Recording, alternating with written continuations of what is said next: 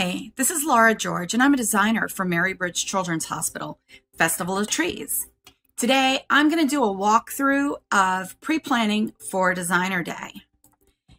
So, what does pre-planning entail? To me, it entails making sure that I have everything I'm going to need on Designer Day that is going to help it be easier on me, be more successful, and also it's going to be organized in a way that I don't have my team asking me questions of where stuff is, or myself digging through boxes to try to find that one item I'm looking for.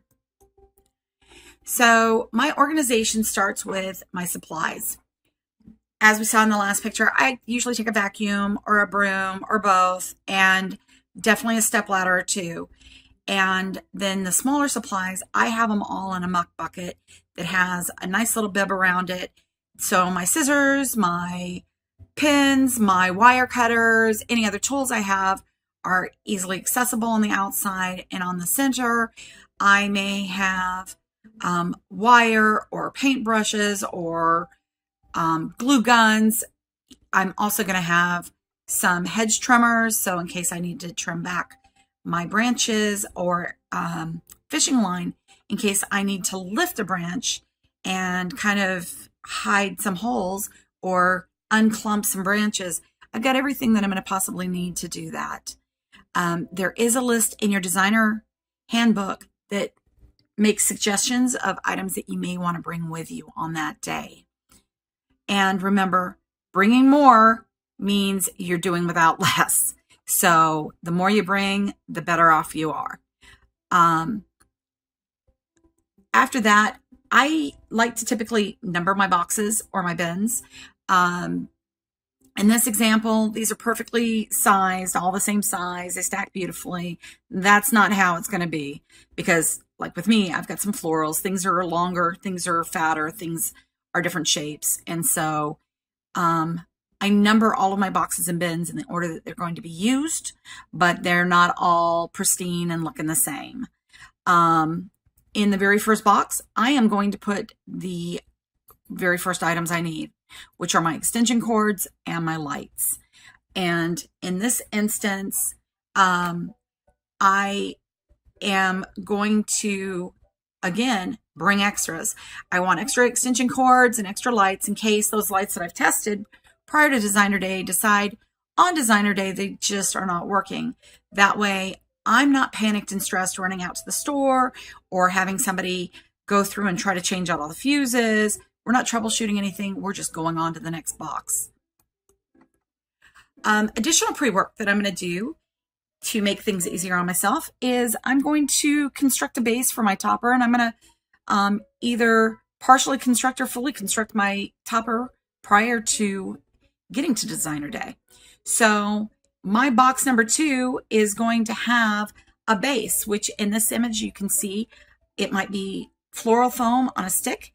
It might be what I'm doing this year, 2 wreaths, little tiny metal wreaths connected.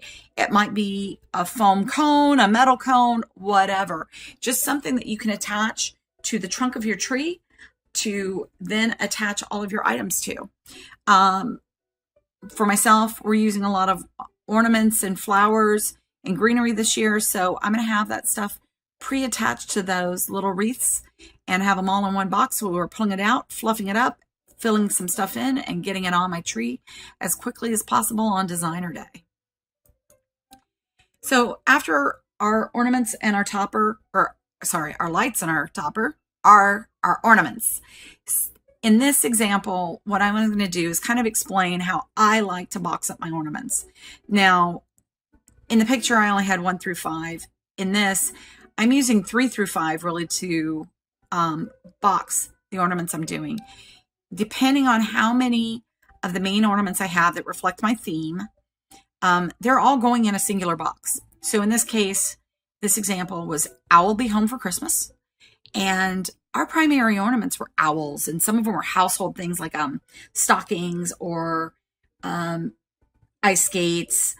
Those were little items that I really wanted to feature on our tree. So we put them all in one box so that we got them all out and placed before putting on additional items.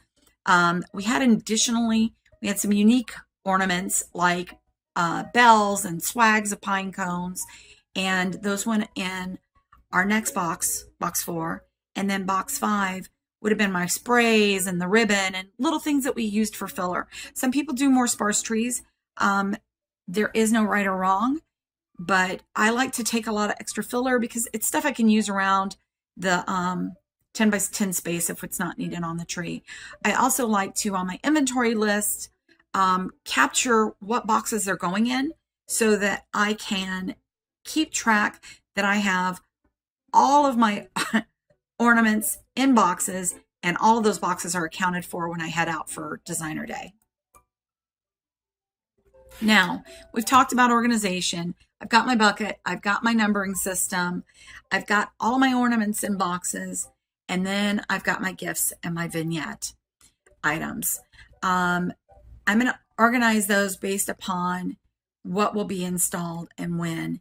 And then I'm also going to start thinking about, do I need any lighting for this? Because I've gone through and look at what my gifts are. If I've got just a bunch of big wrapped boxes, or if I've got anything that could be too dark, then I'm going to have to pick up some lighting. I may pick up some spotlights or some up lights. All of those items are going to go in along with the gift items in that final box. And once I have all these boxes figured out and everything laid out and everything organized, I'm going to put them in the order that they'll be used, and I'm going to write up a little bit around them to create a plan so that I have set for my team what expectations I have concerning when we're going to complete items. What do I want to get done before lunch? Do we have a plan for the layout of our space?